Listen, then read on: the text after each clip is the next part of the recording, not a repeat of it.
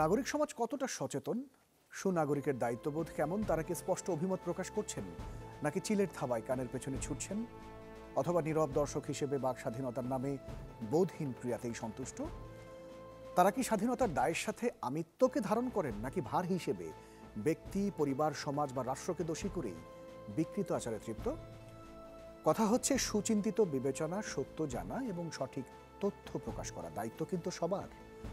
সমাজের সম্প্রীতি রক্ষার্থে নাগরিক দায়িত্ববোধ থেকেই চ্যানেল 24-এর এই সাপ্তাহিক আয়োজন মুক্ত কণ্ঠ নিবেদন করছে ইস্পাহানি মির্জাপুর চা। সঙ্গে রয়েছি আমি মোহাম্মদ ইমতিয়াজ। আজকে আমরা আলাপ করব সাম্প্রদায়িক উস্কানি ও গণমাধ্যমের ক্যাম্পেইন এই বিষয়টি নিয়ে। তার আগে আমরা জেনে নেব বিশেষ কিছু শিরোনাম এবং সপ্তাহের এমন কিছু খবর যার সত্যতা জানা আপনাদের অত্যন্ত প্রয়োজন।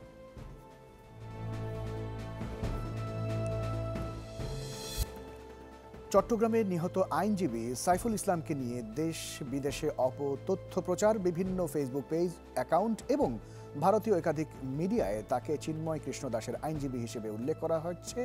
রয়টার্স সহ বাংলাদেশি গণমাধ্যম বলছে তিনি চট্টগ্রাম মেট্রোপলিটন ম্যাজিস্ট্রেট কোর্টে সহকারী পাবলিক প্রসিকিউটর হিসেবে কর্মরত ছিলেন।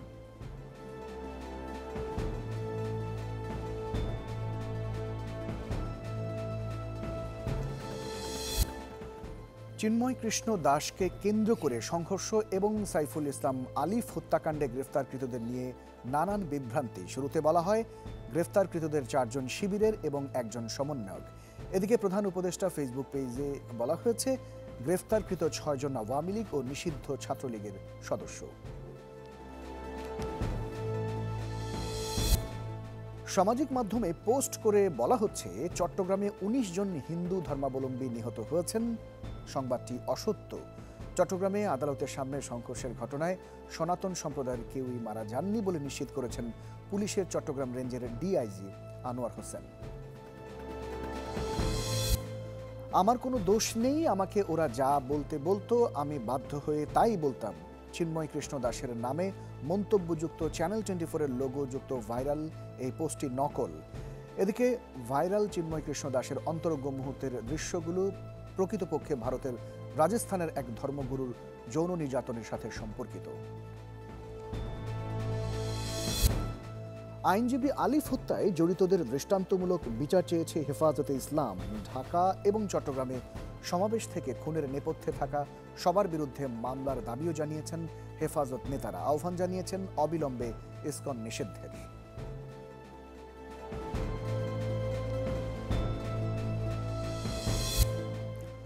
বাংলাদেশের সংখ্যালঘু পরিস্থিতিতে নজর রাখছে দিল্লি, বললেন জয়শঙ্কর। পাল্টা তোপে আসিফ নজরুল বলেন অনুশোচনাহীন দিল্লির বাংলাদেশকে নিয়ে উদ্বেগ অযাচিত, তাদের দ্বিচারিতা নিন্দনীয় এবং আপত্তিকর।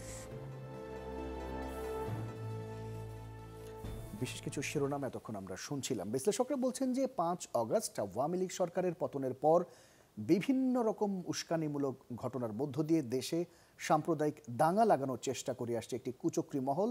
সাথে যোগ হয়েছে কিছু ভারতীয় মিডিয়ার যাচাই বাছাইহীন ভুল সংবাদ পরিবেশন এবং অপপ্রচার।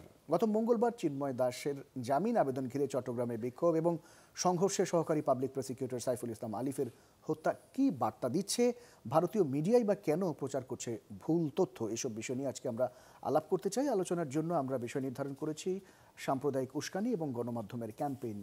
আলোচনা করবার জন্য স্টুডিওতে সম্মানিত অতিথি হিসেবে 2 জন অতিথি আমার সাথে যুক্ত রয়েছেন। শুরুতে তাদেরকে পরিচয় করিয়ে দিতে চাই। রয়েছেন ঢাকা বিশ্ববিদ্যালয়ের গণযোগাযোগ ও সাংবাদিকতা বিভাগের শিক্ষক অধ্যাপক ডক্টর মফিজুর রহমান, রয়েছেন ঢাকা ট্রিবিউনের নির্বাহী সম্পাদক রিয়াজ আহমদ। আপনাদের দুজনকে অনেক ধন্যবাদ, আপনারা কষ্ট করে এই সময় আমাদেরকে সময় দিয়েছেন। জনাব রিয়াজ আহমেদ, আপনাকে দিয়ে আমরা শুরু করতে চাই। যেই বিষয়টি নিয়ে আমরা মূলত আলাপ করতে চাই আপনার সাথে, আপনি বিষয়টি দেখেছেন এবং ভারতীয় গণমাধ্যমের যে ক্যাম্পেইনগুলো সেই বিষয়গুলো নিশ্চয়ই আপনি খেয়াল করছেন। যারা দাঙ্গা উস্কে দেওয়ার চেষ্টা করছেন তাদের উদ্দেশ্যটা কি, বা এই বিষয়টাকে আপনি আসলে কিভাবে দেখছেন? জি, ধন্যবাদ আপনাকে।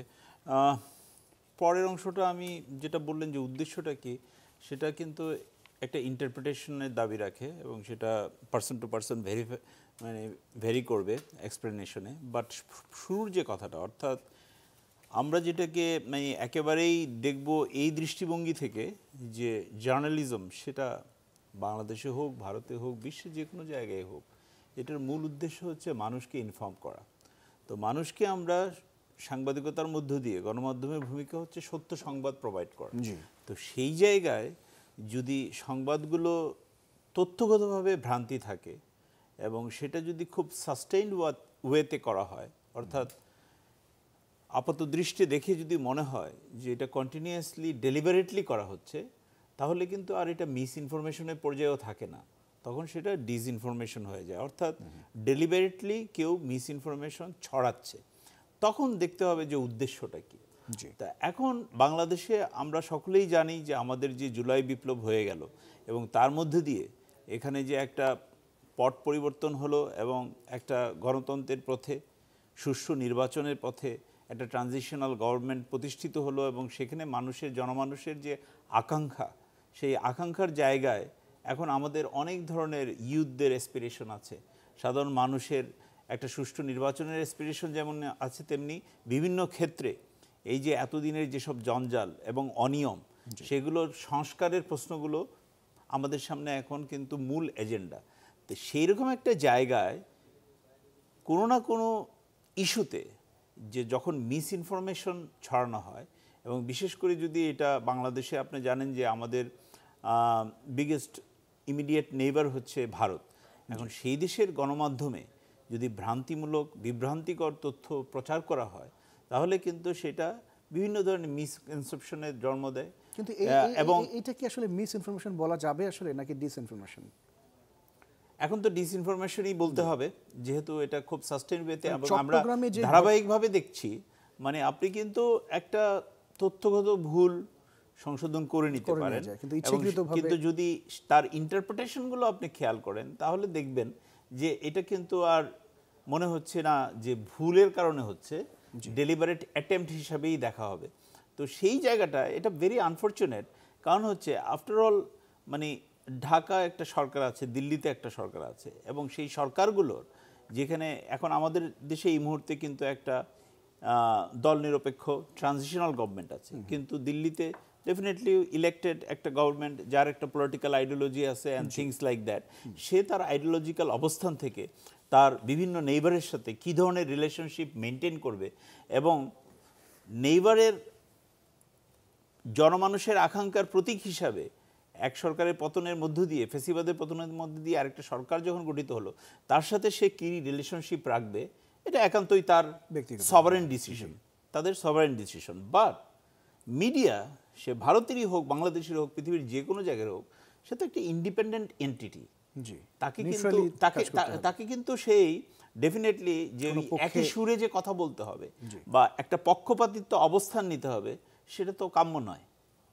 কিন্তু আমরা আনফরচুনেটলি দেখছি যে ব্যাপারটা তাই দাঁড়িয়ে যাচ্ছে। চট্টগ্রামে ইসকন সাবেক নেতা চিন্ময় দাসকে গ্রেফতার ঘটনা নিয়ে যেই ধরনের একটা দাঙ্গা বলা হচ্ছে, যে মুসলিম এবং সনাতনের এক ধরনের বলে এক ধরনের দাঙ্গা লাগানোরও চেষ্টা করা হচ্ছে, যে অপচেষ্টা করা হচ্ছে, এইটা আসলে কিভাবে দেখছেন, বা এই বিষয়গুলো আপনার কাছে কি মনে হয়, এটা কারা এই ধরনের এইগুলোর সাথে জড়িত থাকতে পারেন? এখন ব্যাপার হলো যে আমি তো লক্ষ্য করছি যে mainstream Indian media unfortunately join the same bandwagon, যেটা আমরা ইনিশিয়ালি অনেকে বলার চেষ্টা করছেন বা দৃশ্য তো দেখা গেছে হয়তো, যে গণমাধ্যমেরও বিভিন্ন রেটিং আছে, মানে দেয়ার আর আন্ডারগ্রাউন্ড গণমাধ্যম, দেয়ার আর রিকগনাইজড গণমাধ্যম, দেয়ার আর মানে একেবারে যেটা ধর্তব্যের মধ্যে এভরিবডি কাউন্টস, যেগুলোকে সেই ধরনের গণমাধ্যম। কিন্তু অ্যাক্রস দ্য বোর্ড যে এই সিস্টেমিকভাবে যে জিনিসটা দেখা যাচ্ছে, যে এত বেশি মিসইনফরমেশন, যেটাকে এখন ডিসইনফরমেশন বলতে হচ্ছে, যেহেতু এটা সিস্টেমেটিক্যালি এবং সাস্টেইন ওয়েতে হচ্ছে। এখন এটা কে করছে, কারা করছে, তার চেয়েও বড় কথা, আমি বাংলাদেশের একজন সিটিজেন হিসেবে মনে করি যে বাংলাদেশের মানুষের যার যে অবস্থান থেকে, সেটা গণমাধ্যমের জায়গায় আমরা আছি, গণমাধ্যমের জায়গা থেকে, যিনি রাজনীতি করছেন রাজনীতির জায়গা থেকে, এই ডিসইনফরমেশনগুলোকে যতটা সম্ভব ডিবাঙ্ক করতে হবে।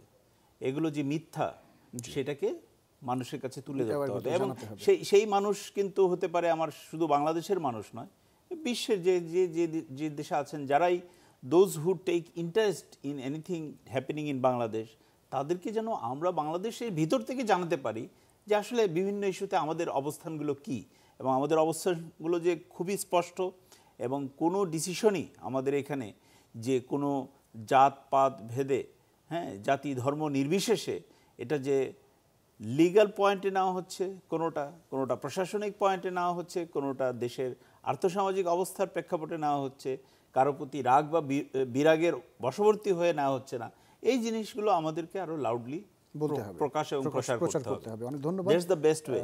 জনাব রিয়াজ আহমেদ, আপনার কাছে আবারও আসবো। অধ্যাপক মফিজুর রহমান, আপনার কাছে একটু আসতে চাই। আপনি চিন্ময় দাসকে গ্রেফতার নিয়ে দেখেছেন যে একটা অনাকাঙ্ক্ষিত ঘটনা ঘটেছেন, একজন সিনিয়র আইনজীবী যিনি মারা গিয়েছেন, সাইফুল ইসলাম। তো তার এই ঘটনাকে ভারতীয় বেশ কিছু গণমাধ্যম একদম নেকেটলি প্রচার করছেন যে তিনি চিন্ময় দাসের আইনজীবী ছিলেন, যেটি একেবারেই অসত্য আমরা জানছি। কিন্তু এই যে ভারতীয় গণমাধ্যমগুলো নৈতিকতার বিসর্জন দিয়ে তারা যেই সাংবাদিকতা করছেন, এটা কি আসলে সাংবাদিকতার কোন অ্যাঙ্গেলে আসলে এটা ঠিক? না, আপনি চমৎকার প্রশ্ন করেছেন। বিষয়টা হচ্ছে কি, আমরা যত সহজ করে গণমাধ্যমের কথাটা বলি বা গণমাধ্যমকে ডিফাইন করতে চাই বা গণমাধ্যমের ভূমিকাকে বুঝতে চাই, বিষয়টা এত সহজ নয়। আমরা অনেক সময় গণমাধ্যমে খুব ওভার রোমান্টিসাইজ করি যে গণমাধ্যম যে একটি গিভেন সিচুয়েশনে, একটা পার্টিকুলার পলিটিক্যাল কনটেক্সটে, একটা ইকোনমিক ফ্রেমওয়ার্কে কাজ করে, সেই বিষয়গুলোকে আমরা আসলে ওই এলিমেন্ট হিসেবে আলোচনায় না এনে একপাক্ষিকভাবে লিনিয়ারলি গণমাধ্যমকে, যে গণমাধ্যম আমাদেরকে তথ্য দিবে, সত্য তথ্য দিবে, কিন্তু কতটুকু সত্য তথ্য দেয় এবং দিতে পারে এবং দেওয়ার সম্ভব, সেই বিষয়গুলো আমরা আলোচনায় আনি না। সাধারণভাবে আমরা সেভাবে দেখতে অভ্যস্ত। আপনি যদি ওই ক্রিটিক্যাল অ্যানালাইসিসে যান, তাহলে দেখবেন যে গণমাধ্যম আসলে যেভাবে আমরা এটাকে সাংবাদিকরা বা গণমাধ্যম যে ম্যান্ডেটটা এনজয় করে, এই ম্যান্ডেটটা এনজয় করার কথা না। আমি যদি খুব খুব ক্রিটিক্যাল হই, আমি এটাই বলবো যে গণমাধ্যম যেভাবে যে ম্যান্ডেট এনজয় করে, সেই ম্যান্ডেটটা কিন্তু তারা পায় সাংবাদিকতার কাজ বা তথ্য বিতরণের যে কাজ, সেই কাজটি পায় তার এথিক্যাল এক্সারসাইজের মধ্য দিয়ে। যদি সে এথিক্যালি এক্সারসাইজ করে, তাহলে সেই ম্যান্ডেটটা সে পাওয়ার কথা। কিন্তু সেই এথিক্যাল এক্সারসাইজ যদি না হয়, তাহলে সে কিন্তু আর সেই ম্যান্ডেটই থাকে না জার্নালিজম করার। এখন আমি যেটা কিছুক্ষণ আগে বলছিলাম যে গণমাধ্যমগুলো, আপনি যদি অতীত ইতিহাসের দিকে যান, পার্টিজান প্রেস কিন্তু আমেরিকাতে একেবারে পার্টিজান প্রেস ছিল। সেই পার্টিজান প্রেস থেকে কিন্তু ধীরে ধীরে অনেক সময় নিয়ে পরবর্তী সময়ে গণমাধ্যমগুলো তার নিজস্ব স্বার্থে, যে তারা সমাজে সমাদৃত হওয়ার জন্য, তাদের আপনার ওই প্রফেশনাল র্যাঙ্ক সেটাকে বাড়ানোর জন্য ধীরে ধীরে কিন্তু যখন ওই আপনার কলাম্বিয়া ইউনিভার্সিটিতে জোসেফ পুলিজার যখন জার্নালিজম ডিপার্টমেন্ট করলেন, সেই ডিপার্টমেন্ট 1904 সালে, এবং সেটা 1913 সালে গিয়ে সে প্রোগ্রাম শুরু হলো। তখন দেখলেন যে জার্নালিজম যে পার্টিজানশিপের মধ্যে দিয়ে চলছে, এভাবে যদি চলে তাহলে তো ডিগনিটি সমাজে তৈরি হবে না। তো সেখান থেকেই কিন্তু এটাকে ডিগনিফাইড করার জন্য আপনারা যে ক্যানন অফ জার্নালিজম নামে অনেক লেখালেখি আছে, সেই ক্যানন অফ জার্নালিজম, যে জার্নালিজম তাহলে কীভাবে চর্চিত হতে হবে, তখন থেকেই আপনারা যে থিওরি অফ অবজেক্টিভিটি বা অন্যান্য যে বিষয়গুলো, এথিক্যাল ইস্যুসগুলো, প্রিন্সিপালসগুলো, সেগুলোকে সামনে নিয়ে আসা হলো, যে এর মধ্য দিয়ে যদি চর্চা করা হয় তাহলে সেটাই হবে একটা dignified profession, dignified exercise. Otherwise মানে এটা কিন্তু ইতিহাসে পার্টিজান ছিল, ব্যবসায়িক স্বার্থে ব্যবহৃত হয়েছে, বিভিন্ন জন বিভিন্ন সময় তাদের নিজস্ব। এখন এই যে দীর্ঘ সময় থিওরি অফ অবজেক্টিভিটি, এটা দ্বারা আমরা সাংবাদিকতার চর্চার কথা বলেছি দেশে বিদেশে সব জায়গায়, সেটা একটা মোরাল, একটা আইডিয়াল হিসাবে কাজ করে, এবং সেটাও কিন্তু একটা নর্মেটিভ স্ট্যান্ডার্ড। সেটা যে আপনি তাৎক্ষণিকভাবে অর্জিত হয় তাও কিন্তু নয়, এটা একটা স্পেকট্রামের মতো। আপনি রিলেটিভলি কেউ হয়তো 50% অর্জন করতে পারে, কেউ 60% পারে, কেউ 70% পারে, বাট একটা আইডিয়াল গণমাধ্যম মাস্ট ট্রাই টু রিচ 100%, কিন্তু সেটা হয়ে ওঠাটা খুব কঠিন। যে কারণে এই আপনার অবজেক্টিভিটি দ্বারা যেখানে আপনার উদ্বুদ্ধ হওয়ার কথা সাংবাদিকতা, কিন্তু আমরা দেখেছি কি ক্যাপিটালিস্টিক ইকোনমি এবং পলিটিক্যাল ইন্টারেস্ট, এই সমস্ত বিষয়গুলো এবং ওনারশিপের যে পলিটিক্যাল ইডিওলজিক্যাল সেট আপ, এই বিষয়গুলো গণমাধ্যমকে আসলে আর গণমাধ্যম রাখেনি। এই যে ওভার রোমান্টিসাইজেশন, আমাদের ওভার রেটিং আমি বলবো গণমাধ্যম বিষয়ক, সেই বিষয়টি আসলে আর নাই, প্র্যাকটিক্যালি নাই। তো সেই প্র্যাকটিক্যালি না থাকার কারণে আজকে কী হচ্ছে, আজকে যে কোনো ঘটনায় কিন্তু আপনি through the lens of your ownership, through the lens of your political ideology, through the lens of your economic set up, তার মধ্য দিয়ে আপনি দেখতে অভ্যস্ত দেখেন। তো সেটা দেখতে গেলে কী হবে, তাহলে আপনার ডিস্টার্টেড জার্নালিজম হবে। তাহলে আপনি ওই মিস ইনফরমেশন হবে, তাহলে আপনার ডিস ইনফরমেশন হবে। তা আজকে যে বিষয়টি আপনি এখানে এনেছেন, আপনি জাস্ট ওই লেন্স দিয়ে বিষয়গুলোকে যদি অ্যানালাইসিস করেন, তাহলে কিন্তু উদ্দেশ্যটা ক্লিয়ার হয়ে যাবে যে কেন ইন্ডিয়ান গণমাধ্যম এই বিষয়টাকে এইভাবে বলছে, কেন অন্যান্য জায়গায় ওই যে আপনার আইনজীবীকে যে আপনার অ্যাসিস্ট্যান্ট পিপি উনি, তাই না, কিন্তু ওনাকে তুলে ধরা হলো যে আপনার চিন্ময় সাহেবের আইনজীবী লয়ার হিসেবে দেখানো হলো। এই বিষয়গুলো ওখান থেকেই আপনি খুঁজে পাবেন, ওখানেই পলিটিক্যাল ইন্টারেস্টটা কার এবং সেটা দিয়ে কি অর্জন করতে চায়। শুধু আইনজীবী না, বিষয়টা দেখানো হয়েছে এমন ভাবে যে তিনি তার আইনজীবী, তার মানে হচ্ছে যে বাংলাদেশে হিন্দু সম্প্রদায়কে মারা হচ্ছে, তাদের উপরে আঘাত করা হচ্ছে না। তাহলে ওইটাই বলছে যে এই যে টোটাল যে সিচুয়েশন, সেই সিচুয়েশনটার ডিনামিক্সগুলো কী কী, এলিমেন্টগুলো কী কী, যে একটি সরকার 5ই আগস্টে চলে গেছে, নতুন একটি সরকার এসছে, দেশের সার্বিক অবস্থায় বিভিন্ন জায়গায় আপনার কার্যক্রম চলছে, এমত অবস্থায় বিভিন্ন ঘটনার উত্থান ঘটছে এবং সেই উত্থান ঘটনায় কোন ঘটনা কাকে কতটুকু পাইয়ে দেবে, কোন গণমাধ্যমকে কতটুকু স্বার্থ ধরিয়ে দিবে এবং কোন গণমাধ্যম কার কতটুকু স্টেক ওখানে আছে। কারণ গণমাধ্যমগুলোর চরিত্র বৈশিষ্ট্য তো আমরা অ্যানালাইসিস করলে সেই বিষয়টা দিয়েই যদি আপনি দেখেন, তাহলে কিন্তু ওখানে দেখা যাবে যে এগুলো উদ্দেশ্য প্রণোদিত, এগুলো উদ্দেশ্য প্রণোদিত এবং তাদের ইন্টারেস্টের ম্যাক্সিমাইজ করার জন্যই কিন্তু এই ধরনের উপস্থাপনা। আমি শুধু ইন্ডিয়ান গণমাধ্যমে বলবো না, অন্যান্য গণমাধ্যম যদি যেটা করে এবং আমাদের দেশের কোনো গণমাধ্যম যদি করে, এটা হয়তো একটা পার্টিকুলার কেস, কিন্তু এই পার্টিকুলার কেসটাই কিন্তু আপনি অ্যাপ্লাই করতে পারেন প্রত্যেকটা জায়গায়। আমাদের দেশের গণমাধ্যমও কিন্তু আপনার এই সমালোচনার বাইরে নয়। তারা যে নেগেটিভ নিয়ে কাজগুলো করছেন আসলে, তো সেই নেগেটিভগুলো আসলে কতখানি শঙ্কার আসলে আমাদের এই সিচুয়েশনে, এই বর্তমান প্রেক্ষাপটে? Of course media is a very powerful টুল, এটা তো আমাদের স্বীকার করার কোনো উপায় নেই, তাই না? এখন এটা কতটুকু গণমাধ্যম নয় সেটা হয়তো অন্য বিতর্ক, বা এরা কতটুকু আপনার ওই যে ক্যানন অফ জার্নালিজম বা প্রিন্সিপালস অফ জার্নালিজম সেগুলো মেনটেন করে না করে সেটা কিন্তু অত বিচার্য নয়। কারণ তার যে তথ্য সে উপস্থাপন করছে সেই তথ্য তো তাৎক্ষণিকভাবে লক্ষ লক্ষ কোটি কোটি মানুষের কাছে পৌঁছে যাচ্ছে এবং আপনি জানেন যে আজকাল আমরা কনভার্জেন্ট জার্নালিজমের যুগে বসবাস করি। আজকে আমাদের বিয়ন্ড বাউন্ডারিজ, এভরিথিং গোজ বিয়ন্ড বাউন্ডারিজ। মুহূর্তের মধ্যে আপনি আপলোড করছেন, এটা চলে যাচ্ছে কোটি কোটি মানুষের কাছে। অতএব এটা আমাদের জন্য খুবই শঙ্কা, খুবই আতঙ্কের বিষয়। আমি বলবো যে আপনার এই ধরনের অপতথ্য যদি ছড়িয়ে যাচ্ছে, এই গেলে যেটা হয় সেটা হলো যে আপনার ইন্টারেস্ট গ্রুপগুলোর মধ্যে অ্যালায়েন্স তৈরি হবে, তাই না? যে বেস্টেড ইন্টারেস্ট গ্রুপগুলোর মধ্যে অ্যালায়েন্স তৈরি হবে, পক্ষে হবে বিপক্ষে হবে, সব দিক থেকেই হবে। এবং এগুলো এই শব্দের খেলা, বয়ানের খেলা যেটা আমরা বলছি, যে একটা শব্দ দিয়েই তো সাংঘাতিক রকমের উলট পালট করে দেওয়া যায়। আমরা ওখানেই তো দেখেছি আইনজীবীটা হচ্ছে রাষ্ট্রের, আইনজীবীটা হচ্ছে ওনার, এই শব্দটুকুই কিন্তু পুরো বয়ানটাকে রিভার্স করে দিয়েছে। অতএব সেই জায়গাগুলো খুবই শঙ্কার, কারণ অ্যালায়েন্স যখন হবে, মানে যাদের স্বার্থ কাছাকাছি বিরাজমান তাদের মধ্যে যখন অ্যালায়েন্স হবে, এবং আমাদের আজকাল যেহেতু সব কিছুই পলিটিক্যাল ইন্টারেস্ট দ্বারা ড্রাইভেন হচ্ছে, অতএব সেখানে অনেক ধরনের ক্যাওটিক সিচুয়েশনের দিকে এটা নিয়ে যেতে পারে। অতএব আপনার অপতথ্য বা মিস ইনফরমেশন, গণমাধ্যমের একটি যথার্থ গণমাধ্যমের ভূমিকা কিন্তু সাংঘাতিক।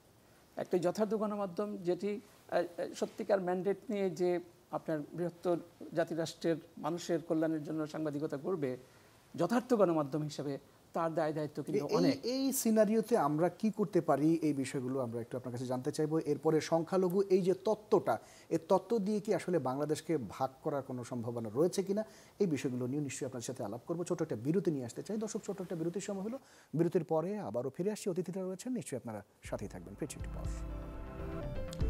বিরতির পর আরও একবার স্বাগত ইস্পাহানি মির্জাপুর চা নিবেদিত মুক্ত কণ্ঠের সাথে রয়েছে আমি মোহাম্মদ ইমতিয়াজ। অতিথি হিসেবে আমাদের সাথে রয়েছেন ঢাকা বিশ্ববিদ্যালয়ের গণযোগাযোগ ও সাংবাদিকতা বিভাগের শিক্ষক অধ্যাপক ডক্টর মফিজুর রহমান, রয়েছেন ঢাকা ট্রিবিউনের নির্বাহী সম্পাদক রিয়াজ আহমেদ। আমরা আলাপ করছিলাম সাম্প্রদায়িক উস্কানি, গণমাধ্যমের ক্যাম্পেইন, এই বিষয়টি নিয়ে। রিয়াজ আহমেদ, বিরতির আগে আপনার সাথে কথা বলছিলাম, ভারতের মিডিয়াগুলো যে কথাগুলো বলছে, যে অভিযোগ করছেন যে সংখ্যালঘুদের উপরে, বিশেষ করে বাংলাদেশি যারা রয়েছেন তাদের উপরে একটা অত্যাচার করা হচ্ছে, তারা অভিযোগ করছেন এবং তাদের মেইন স্ট্রিমের মিডিয়াগুলোতে প্রচারও করা হচ্ছে। এটি যেহেতু অনেকদিন ধরে সাংবাদিকতা করেন এবং এখনও আপনি যুক্ত রয়েছেন ঢাকা ট্রিবিউনের সাথে, মাঠের যারা সাংবাদিক আছেন তাদের কাছ থেকে কী তথ্য পাচ্ছেন? জি, ধন্যবাদ আপনাকে। আমরা এদেশের নাগরিক হিসাবে এবং সারা বাংলাদেশের যে তথ্য প্রতিনিয়ত যেগুলো আমরা পাই খবরাখবর, তার ভিত্তিতে আমরা যদি অগাস্ট 5 থেকে একটা টাইমলাইন ধরে আজকে পর্যন্ত বলি, ডেফিনেটলি এটা এমন সময় নয় যে যেই সময়কে ধরে বলা হবে যে এই সময়টা হচ্ছে বাংলাদেশে মাইনরিটি নিগৃহীত হওয়ার কাল, তা অবশ্যই নয়। কারণ আমরা ইনিশিয়ালি যে জিনিসটা দেখেছি যে কিছু বিচ্ছিন্ন ঘটনা হয়েছে, আপনার মনে থাকার কথা, সারা পৃথিবীর মনে আছে এই কথা যে between 5th August and 8th August there was no government in Bangladesh প্রচলিত অর্থে। তো 8 তারিখে কিন্তু সরকার গঠিত হলো, এই ট্রানজিশনাল গভর্নমেন্ট। তো উইদিন দ্যাট পিরিয়ড দেয়ার খুবই স্বাভাবিকভাবে একটা 15-16 বছরের যে ফেসিজমের পতনের মধ্য দিয়ে একটা গণবিপ্লবের পরে যে দেশে যে নতুন বাস্তবতা, এবং বাংলাদেশের law enforcers were very demoralised and very এবং অনেক থানা টানা লুট টুট, এতে সার্বিক পরিস্থিতির প্রেক্ষাপটে যে পতিত সরকারের যেসব সংশ্লিষ্ট লোকজন ছিলেন, সে হিন্দু হোক কি মুসলমান হোক নির্বিশেষে, অনেক জায়গায় অনেকে কিন্তু পাবলিক র্যাত যেটা, সেটার বহিঃপ্রকাশ কতগুলো ঘটেছে, সেটা অনাকাঙ্ক্ষিত অবশ্যই, কিন্তু এটা হচ্ছে রিয়েলিটি। তো সেইটাকে যদি আপনি পিক করে ডেলিবারেটলি একটা জায়গায় শো করতে চান যে ইটস অনলি মানে এটা attempts were only on the যে মানে ইয়েদের উপরে, মাইনরিটির উপরে, সে total misrepresentation of the facts গেল ইনিশিয়াল সেই পিরিয়ডটা।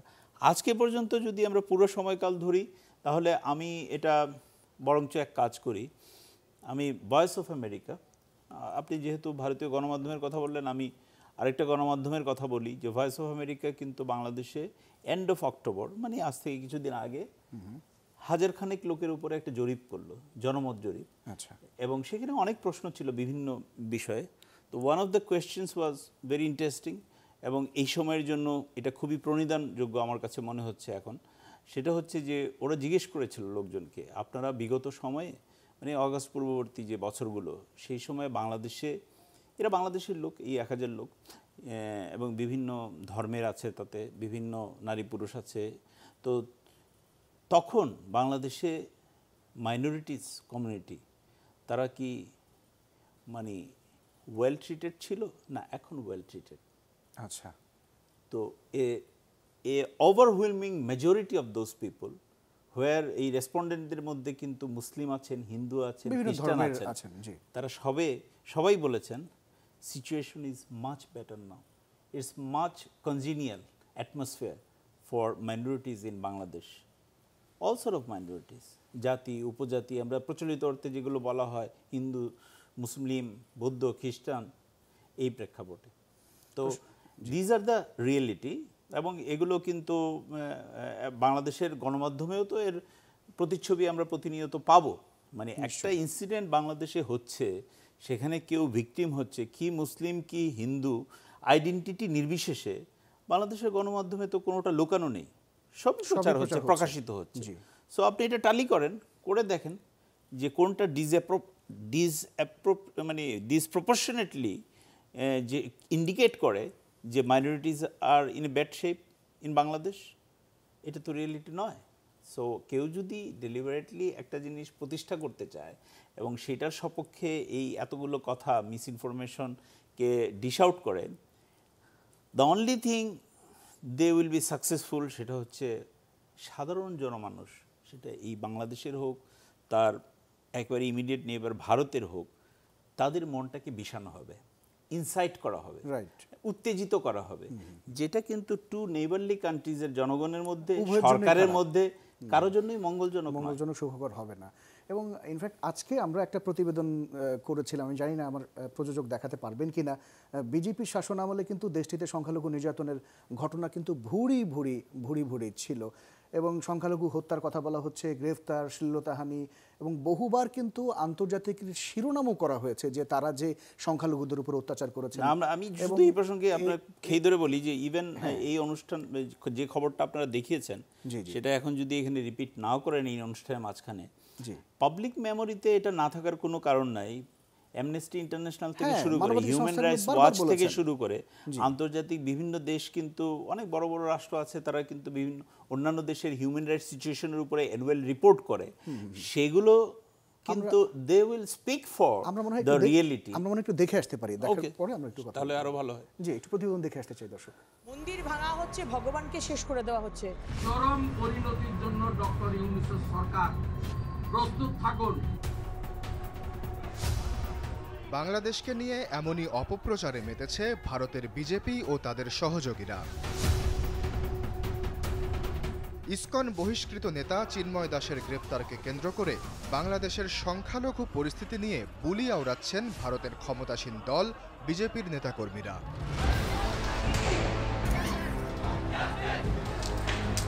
অথচ দলটি ক্ষমতা নেয়ার পর থেকে গেল 10 বছরে দেশটিতে কমেছে সংখ্যালঘুদের স্বাধীনতা, যা নিয়ে উদ্বেগ প্রকাশ করে আসছে amnesty international, human rights watch সহ বিভিন্ন মানবাধিকার সংস্থা। বিজেপি শাসনামলে মুসলমান কয়েদির সংখ্যা বেড়েছে। ভারতে মোট জনসংখ্যার 14.2% মুসলমান হলেও দেশটির ন্যাশনাল ক্রাইম রেকর্ডস ব্যুরোর 2020 সালের প্রতিবেদন অনুযায়ী কারাগারে বন্দীদের 19.1%ই মুসলিম, যার মধ্যে অন্যতম ইসলামিক স্কলার মাওলানা করিম সিদ্দিকী। 2023 সালে উত্তরপ্রদেশে গ্রেপ্তার করা হয় তাকে, আনা হয় জোরপূর্বক ধর্মান্তরের অভিযোগ। এই তালিকায় রয়েছেন মুফতি কাজী জাহাঙ্গীর আলম কাসমি ও শিক্ষক মোহাম্মদ উমারের নাম, যারা পরিচালনা করতেন মুক ও বধিরদের একটি স্কুল। গেল বছর আইএসের সাথে সম্পৃক্ততার অভিযোগ দিয়ে দিল্লিতে গ্রেপ্তার করা হয় এই দুই নেতাকে। এছাড়া 2016 সালে বিখ্যাত মুসলিম বিদ্বান ডক্টর জাকির নায়েকের বিরুদ্ধে ঘৃণা ছড়ানোর অভিযোগ তুলে তাকে ভারত ছাড়া করা হয়। বন্ধ করে দেয়া হয় তার পরিচালিত পিস টিভি। বারাণসীর জ্ঞানবাপী, উত্তরপ্রদেশের জামে মসজিদ, বর্তমানে আজমির শরীফ সহ বিভিন্ন মসজিদ নিয়ে টানাহেঁচড়া করে বিতর্কের জন্ম দিয়েছে বিজেপি। এসব মসজিদের স্থলে আগে মন্দির ছিল বলে দাবি তুলে চলছে জরিপ, যার প্রতিবাদ করতে গেলে মুসলমানদের ওপর চড়াও হয় পুলিশ। সম্প্রতি উত্তরপ্রদেশে 3 বিক্ষোভকারীকে গুলি করে হত্যাও করে তারা। মুঘল স্থাপত্য, তাজমহল ও লালকেল্লার বিরুদ্ধেও চলছে এমন ষড়যন্ত্র। এছাড়া অযোধ্যার বাবরি মসজিদ ভেঙে দিয়ে গড়ে তোলা হয় রাম মন্দির। শুধু মুসলমানই নয়, ভারতের মণিপুরেও চলছে সংখ্যালঘু নির্যাতন। গেল বছরই 2 কুকি নারীকে বিবস্ত্র করে শ্লীলতাহানি করা হয় রাজ্যটিতে। দাঙ্গায় প্রাণ যায় 300 মানুষের। মোদির বিরুদ্ধে মণিপুর ইস্যুতে উদাসীনতার অভিযোগ এনেছে বিরোধীরা। সিএএ এবং এনআরসির মতো আইনের নিন্দা জানানো হয়েছে হিউম্যান রাইটস ওয়াচের প্রতিবেদনে। সমালোচনা করা হয়েছে বুলডোজার দিয়ে মুসলিম স্থাপত্য গুঁড়িয়ে দেওয়ারও। তবে ভারতের ইতিহাসে সবচেয়ে বড় সংখ্যালঘু নির্মূলের ঘটনা ঘটানো হয় গুজরাটে। 2002 সালে হিন্দু মুসলিম দাঙ্গায় হত্যা করা হয় 1000-এর বেশি মানুষকে, যাদের বেশিরভাগই ছিল মুসলিম। গেল বছর বিবিসির এক তথ্যচিত্রে বলা হয়, ওই দাঙ্গায় প্রত্যক্ষ মদত ছিল তৎকালীন মুখ্যমন্ত্রী নরেন্দ্র মোদীর। আশ্বাস চৌধুরী, চ্যানেল 24। আমরা আমাদের প্রযোজককে ধন্যবাদ জানাচ্ছি। আমরা প্রতিবেদনটি দেখতে পেলাম। রিয়াজ আহমেদ, আপনি দেখেছেন প্রতিবেদনটি, এবং এটা কি আসলে সংখ্যালঘুর কথা বলে আসলে মুসলিম কোনো অ্যালার্জি রয়েছে কিনা আমি জানি না, এই বিষয়ে কিছু বলবেন কিনা আপনি প্রতিবেদনটির বিষয়ে? জি, প্রতিবেদনের বিষয়ে আমি এটুকুই বলতে চাই যে প্রত্যেক দেশের মানে তাদের যত কমিউনিটিজ আছে, হ্যাঁ, ধর্ম বর্ণ নির্বিশেষে তাদের প্রোটেকশন এবং তাদেরকে ইকুয়াল রাইটস দেওয়া, এবং ইন সাম কেসেস ডেফিনেটলি যারা অনগ্রসর আছে তাদেরকে প্রিভিলেজ দেওয়া, এগুলো কিন্তু তার রাষ্ট্রের এবং সরকারের কিন্তু উপরে তাদের দায়িত্বের মধ্যে পড়ে। তো I am not here to tell যে ইন্ডিয়া তার, আমরা কেউই সেটা বলতে চাই না যে ভারত তার মাইনরিটি কমিউনিটি তার তাদেরকে কিভাবে ট্রিট করে। The world knows it better. কিন্তু যখন বাংলাদেশ এবং বাংলাদেশের সরকার তার যে রাষ্ট্র এবং তার যে সরকার ব্যবস্থা, সেটা যখন তার আপ্রাণ সর্বোচ্চটা দিয়ে চেষ্টা করছে যে সবাইকে দলমত নির্বিশেষে ঊর্ধ্বে উঠে ইকুয়ালি ট্রিট করতে, ইকুয়ালি ফ্যাসিলিটিস প্রোভাইড করতে, সবার জন্য একটা সংস্কার পরবর্তী সুষ্ঠু নির্বাচনের পথে হাঁটতে, তখন এর মধ্যে যে নাক গলানোটা, এটা এই ইন্টারফেয়ারেন্স যে উই আর নট লাইকিং ইট, এটা কিন্তু আমাদের সরকারকে, আমাদের নাগরিকদেরকে সবার তরফ থেকে এই উচ্চারণটা উঠাতে হবে এবং জানাতে হবে যে এটা কিন্তু কোনো গুড নেইবারলি রিলেশনশিপকে প্রমোট করবে না, অনেক অনেক ধন্যবাদ রিয়াজ আহমেদ, আপনার কাছে আবারও আসবো। প্রফেসর মফিজুর রহমান, আপনার কাছে একটু আসতে চাই। বিরতির আগে বলছিলাম যে সংখ্যালঘু তত্ত্ব দিয়ে আসলে বাংলাদেশকে ভাগ করার কোনো সুযোগ রয়েছে কিনা? না, সেটা হলো দেখেন যে আবহমান কাল ধরে তো আমরা এই বঙ্গে, তাই না, সেই হিন্দু মুসলমান তো সম্প্রীতির সাথেই বসবাস করে আসছে, তাই না? তো আমরা কিন্তু কথাবার্তায় যখন আমরা সংখ্যালঘু শব্দটাও অনেক সময় ব্যবহার করি না, তাই না? এবং আমাদের ধর্মীয় পরিচয় তো সেটা পরে, আমরা তো আগে এই দেশের, হ্যাঁ, এই দেশের নাগরিক হিসেবে আমরা সবাইকে আমরা সেভাবেই দেখতে অভ্যস্ত। আমাদের বন্ধু বান্ধব, আমাদের পাড়া প্রতিবেশী, আমাদের সব জায়গায় যারা আছে, আমাদের সাথে যারা একসাথে আমরা চাকরি বাকরি করি, আমরা তো কখনোই ওই লেন্স দিয়ে পরস্পরকে আমরা চিহ্নিত করি না। এখন যখন এরকম হয় না, তারপরেও এই বিষয়গুলো যখন সামনে আসে তখন তো এটার উদ্দেশ্যটা বোঝা যায়।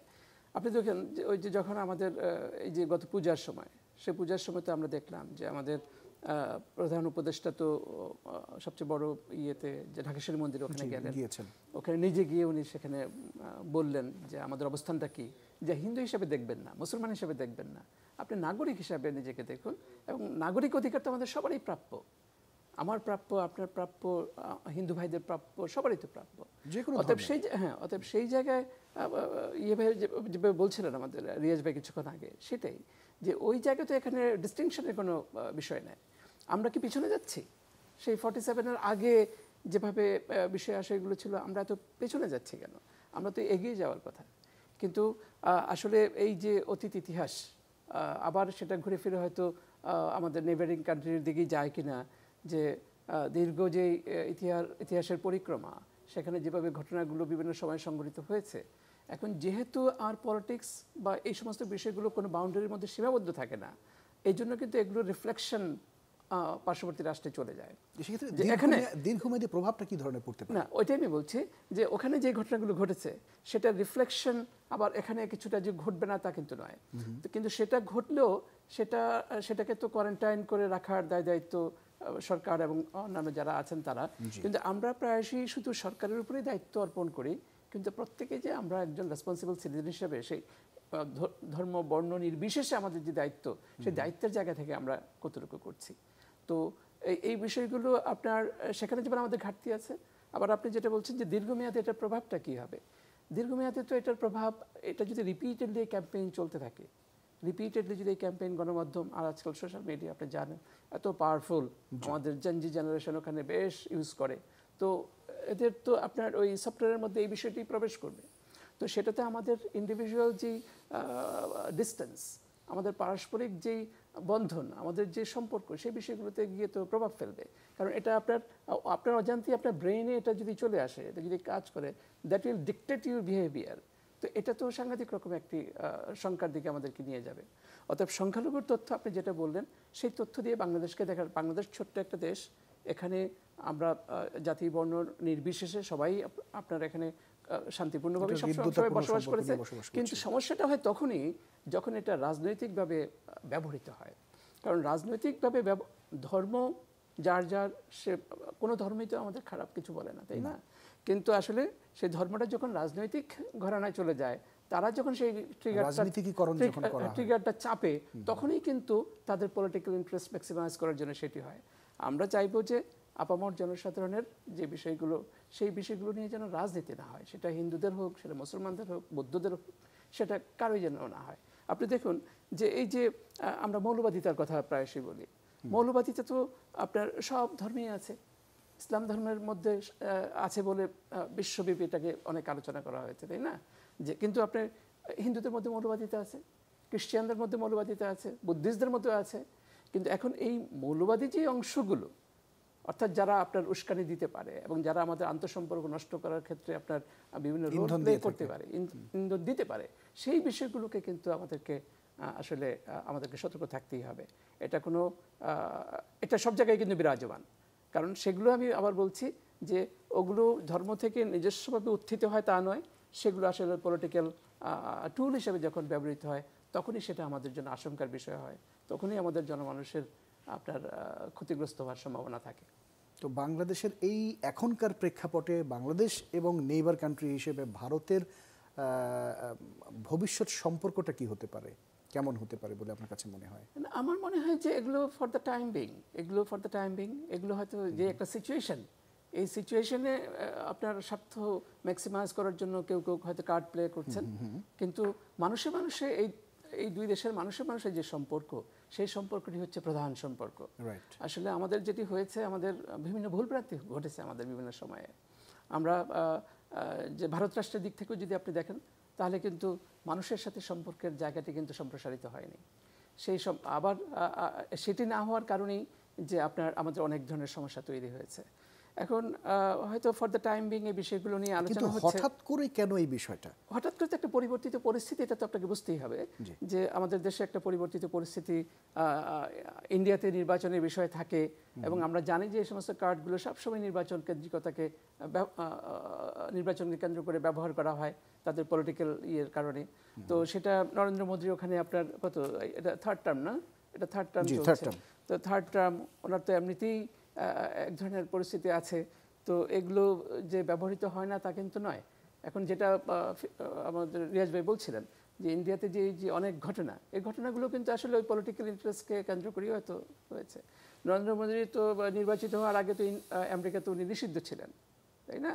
ওনাকে তো তারপরে তো উনি নির্বাচিত হয়ে ওখানে কিভাবে গেলেন। তো আমাদের যাই হোক, যেটা আমি বলতে চাচ্ছিলাম সেটা হলো যে এই দুই দেশের সম্পর্কে আসলে রাষ্ট্রীয়ভাবে কিছুটা টানাপোড়েন তৈরি হচ্ছে, কূটনৈতিক রাষ্ট্রীয়ভাবে কিছুটা টানাপোড়েন তৈরি হচ্ছে। আমরা যেটা দেখছি যে আমাদের এখানে কিছু হলি, ইন্ডিয়ার মতো এত বড় রাষ্ট্র, তাদের তো এত তাৎক্ষণিক প্রতিক্রিয়া দেখানোর মতো কিছু থাকার কথা নয়, কারণ ওনাদের তো অনেক কূটনৈতিক চ্যানেল আছে। কিন্তু পাবলিকলি গণমাধ্যমে যেভাবে ওনারা অ্যাড্রেস করতে চাচ্ছেন বিষয়টা, সেটা থেকেই বোঝা যায় এটার পলিটিক্যাল ইন্টারেস্ট আছে, যে rather than having good relations with the neighbouring country. কারণ নেবারিং কান্ট্রির সাথে গুড রিলেশনস নির্মাণের জন্য বিভিন্ন মেকানিজমে কিন্তু আপনি সেই মেসেজ দিতে পারেন, কিন্তু সেটা না হয়ে এই গণমাধ্যমকে টুল হিসাবে ব্যবহার করা, প্রোপাগান্ডা মেশিন হিসাবে ব্যবহার করা, তার মধ্য দিয়ে বোঝা যায় যে বিষয়টাকে আরও সামনে নিয়ে যাওয়া।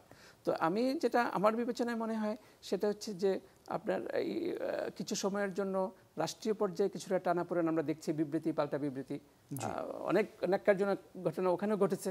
বাংলাদেশেও প্রতিক্রিয়া দেখাবে না তা তো নয়, দীর্ঘ সময় হয়তো বাংলাদেশ প্রতিক্রিয়া দেখাতে পারেনি।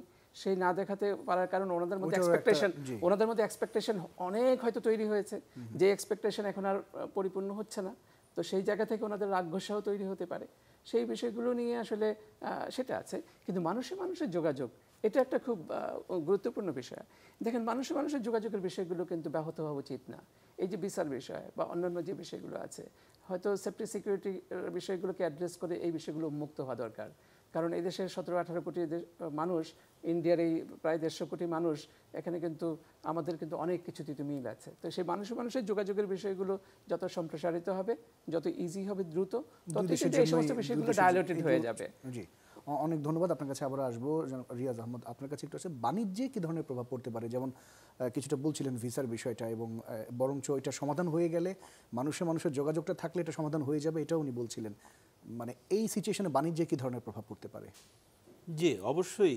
মানে আমরা ওভার দ্য ইয়ার্স এই দুটো দেশ কিন্তু আপনি ইকোনমিক দিক দিয়ে, কমার্স ট্রেডের দিক থেকে, এবং অলসো কানেক্টিভিটির দিক থেকে, এমনকি আমাদের কিন্তু আপনার এই যে পাওয়ারের connectivity, physical connectivity, road infrastructure, railway, গতকালকেও বাংলাদেশ একটা টেন্ডার ফ্লোট করেছে যেটা লিঙ্ক করে বাংলাদেশ, চায়না, ইন্ডিয়া, মিয়ানমার বিসিম করিডোরকে, এটা তার নর্থ ইস্টে, সিলেটে থেকে ইন্ডিয়ান নর্থ ইস্ট পর্যন্ত, সেই রকম একটা জায়গায় থেকে আমি এর আগে যে প্রসঙ্গটা বলছিলাম, আমরা তো অবশ্যই দেখছি যে আমাদের দেশে এটাতে উত্তেজনা তৈরি হচ্ছে, ক্ষোভ বিক্ষোভ তৈরি হচ্ছে। কারণ স্বাভাবিক যে আপনি কিন্তু একটা রাষ্ট্র, যে রাষ্ট্রের অনেক ক্ষমতা, পৃথিবীর অন্যতম বৃহত্তম গণতান্ত্রিক দেশ আপনি ক্লেম করছেন যে আপনি ধর্মনিরপেক্ষ রাষ্ট্র,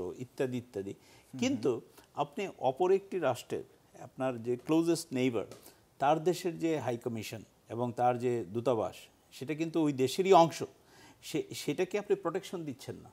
আপনি কলকাতার মতো জায়গায় আমাদের ডেপুটি হাইকমিশন বিল্ডিং, সেই অবধি মানুষ প্রতিবাদ করতে পারে, ঢাকায়ও করেছে মানুষ, তাই না, করেছে। কিন্তু আপনি ভাবুন তো, বাংলাদেশ পুলিশ এইখানকার কোনো একটা জনতা যারা হয়তো ইন্ডিয়ান হাইকমিশন ইন ঢাকা সেই পর্যন্ত মার্চ করে যাচ্ছে, আপনি কতদূর পর্যন্ত অ্যালাউ করতে দেখেছেন তাদেরকে?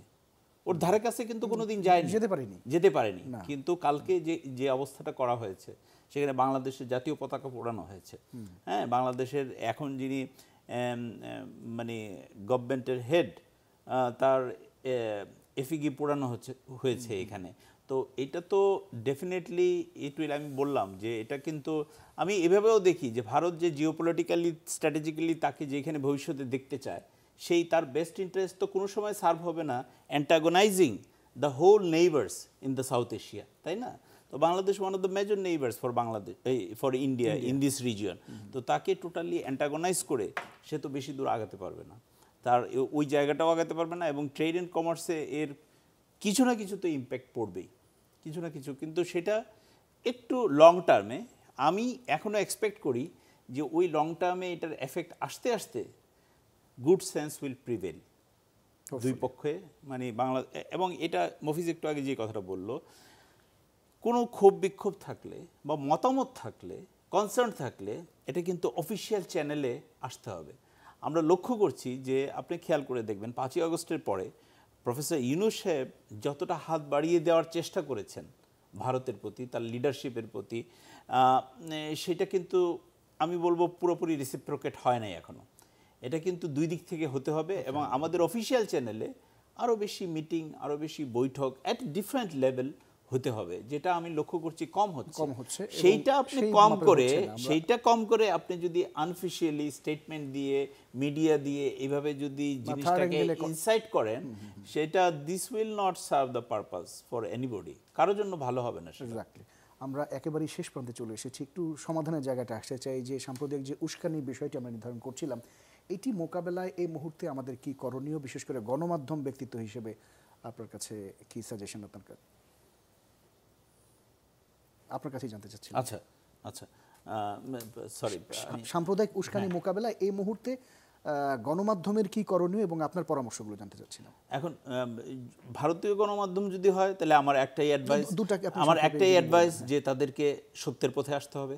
মানে মিস ইনফরমেশনগুলোকে ইয়ে করে, মানে সত্য, মানে বাংলাদেশ প্রফেসর ইউনূস একাধিকবার বলেছেন যে আপনারা ভিসা যতই আমাদের রেস্ট্রিক্ট করুন না কেন, বাংলাদেশে ভিসা এখন কিন্তু ওপেন আছে for any Indian journalist come and visit Bangladesh. এবং আমি অ্যাটলিস্ট গত কয়েক মাসে 2-1 জন এরকম সাংবাদিক দেখেছি যারা গ্রাউন্ড রিয়েলিটি ঢাকায় এসে আশেপাশের জেলাগুলোতে গিয়ে দেখে ফিরে গিয়ে রিপোর্ট করেছেন। Those are most authentic report. তো ব্যাপার হলো যে আপনারা কি lack of information, lack of communication, lack of নলেজের কারণে এটা করছেন, নাকি ডেলিবারেটলি করছেন? যদি ডেলিবারেটলি করেন আমার কিছু বলার নাই, ইট ইজ টোটাল মানে ইথিক্যাল কোয়েশ্চেন। আর যদি ল্যাক অফ নলেজ যদি হয়ে থাকে, আমি জাস্ট 2 দিন আগের উদাহরণ দিই যে রয়টার্স ইন্টারন্যাশনাল মিডিয়া, সে যদি ভুলক্রমে হোক, যে কারণেই হোক, একটা পুলিশ অফিসারের কোর্টে যদি এরকম বলে থাকে যে যিনি নিহত হয়েছেন উনি ছিলেন চিন্ময়ের আইনজীবী, যে ভারতীয় সমস্ত মিডিয়া তারা যদি এটাকে প্রিটেক্সট দেখায় যে এটা তো আমি রয়টার্স থেকে নিয়েছি, আমি বলবো আপনাদের প্রত্যেকের বাংলাদেশের প্রতিনিধি রয়েছেন, বাংলাদেশের সাংবাদিক বন্ধুরা রয়েছেন, যাদের সাথে আপনারা এভরি আদার ডে কথাবার্তা বলেন, ইয়ে করেন। ইউ হ্যাড অল দ্য মানে avenues to verify, cross check and things like that. তো ওই জায়গা থেকে আমার আর বলার কিছু না। আর বাংলাদেশের গণমাধ্যম যদি বলেন, আমি বলবো যে হ্যাঁ, এখনই শেষ করছি, বাংলাদেশের গণমাধ্যমও বিভিন্ন প্রতিবন্ধকতা পার করে এসছে, বিশেষ করে ফ্যাসিস্ট রেজিমে। কিন্তু এখন আমি মনে করি যে তাদের জন্য একটা সময় নিজেদেরকে তুলে ধরার, সত্যগুলো ইয়ে করার, সেটা যত হার্ড রিয়েলিটি হোক, যাই হোক। জি, অনেক ধন্যবাদ। আপনার কাছে একই প্রশ্ন, খুব সংক্ষেপে যদি বলেন 1 মিনিটে। না, সেটা হচ্ছে দেখেন, বলা হতো কি যে সূর্য উদিত হয় যেমন সত্য, আর এপি হচ্ছে তারপরে দ্বিতীয় সত্য। অর্থাৎ এপি গণমাধ্যম হিসেবে যা ছাপে সবই সত্য। তো এটা কোথেকে আসছে? এটা হচ্ছে যে মোরাল স্ট্যান্ডার্ড, এটা হলো যে এথিক্যাল জার্নালিজম। অর্থাৎ সেই জায়গা থেকে যদি উদ্ভাসিত হয় গণমাধ্যমগুলো, তাহলে কিন্তু এই অপতথ্য, এই যে আজকে ধর্মকে কেন্দ্র করে বা ইস্কনকে কেন্দ্র করে বা অন্যান্য বিষয়গুলোকে কেন্দ্র, আমাদের দ্বিপাক্ষিক সম্পর্ককে কেন্দ্র করে গণমাধ্যমগুলো আর এই কাজ করতে পারে না। এখন এই কাজগুলো থেকে গণমাধ্যমকে বিরত থাকতেই হবে যদি তারা তাদের ওই ম্যান্ডেটকে এনশিওর করতে চায়, যদি তারা তাদের স্বাধীনতাকে এনশিওর করতে চায়। আমি কিছুক্ষণ আগে বলছিলাম আপনাদেরকে যে স্বাধীনতার বিষয়টি কিন্তু এনশিওর করতে হয় রেসপন্সিবিলিটির মধ্য দিয়ে এবং প্রপার এক্সারসাইজ অফ জার্নালিজমের মধ্য দিয়ে। যদি সেটা না হয় তাহলে আপনি স্বাধীনতার বিষয়টি প্রিভিলেজটা নেবেন, কিন্তু আপনার দায়িত্বের জায়গায় আপনি কম্প্রোমাইজ করবেন, সেটা কিন্তু হবে না। অর্থাৎ গণমাধ্যমগুলোকে কম্প্রিহেন্সিভলি এই বিষয়গুলো ভাবতে হবে এবং সেই বিষয়গুলোকে মাথায় রেখেই তারা এই অপতথ্য প্রপাগান্ডা মেশিন হিসাবে যেন ব্যবহৃত না হয়, সেই জায়গায় তাদেরকে সোচ্চার হতে হবে। মানুষ যেমন সোচ্চার হচ্ছে গণমাধ্যম কিন্তু আন্ডার স্ক্রুটিনি, প্রত্যেক দিন আন্ডার স্ক্রুটিনি। অর্থাৎ মানুষ যেমন সোচ্চার হচ্ছে, গণমাধ্যম কর্মী, সাংবাদিক, দেশ বিদেশ, ইন্ডিয়া এবং বাংলাদেশ দুটি আমি একসাথে বলছি যে তাদেরকেও কিন্তু সেই বিষয়গুলোকে মাথায় নিয়ে যে we are under scrutiny, what ever we do আমাদের কিন্তু we need to pay price for that. অর্থাৎ সেই জায়গায় থেকেই আমরা হয় রেওয়ার্ড পাবো অথবা কিন্তু আমরা হ্যাঁ আমাদের ইয়েও হতে পারে, স্বাধীনতা আমাদের বিসর্জিত হয়ে যেতে পারে। অর্থাৎ সেই জায়গায় থেকেই ওনাদেরকে দায়িত্ব পালন করতে হবে, সচেতনতার সাথে দায়িত্ব পালন করতে হবে। অনেক ধন্যবাদ অধ্যাপক ডক্টর মফিজুর রহমান এবং জনাব রিয়াজ আহমদ। দর্শক, আপনাদেরকে অনেক ধন্যবাদ এতক্ষণ আপনারা যারা সাথে ছিলেন। আগামী সপ্তাহে নতুন কোনো বিষয় নিয়ে, নতুন অতিথি নিয়ে আবারও হাজির হব। সেই পর্যন্ত সবাই ভীষণ ভালো থাকবেন।